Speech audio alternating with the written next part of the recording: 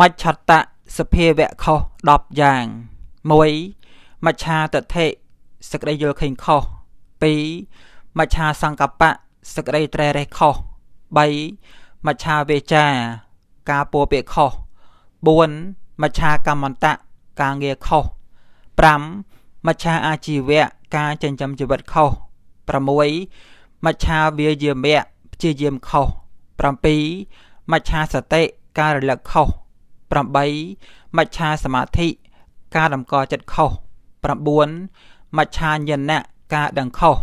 10មច្ឆាវិមុតតិការរួចខុសសមតៈសភាវៈត្រូវ10យ៉ាង1សមាទិដ្ឋិសេចក្តីយល់ឃើញត្រូវ2សមាសង្កប្បៈសេចក្តីត្រេះរិះត្រូវ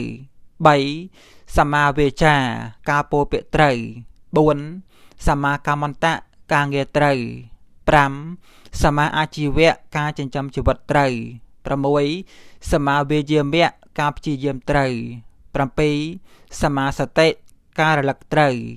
8សមាសមាធិការតម្កល់ចិត្តត្រូវ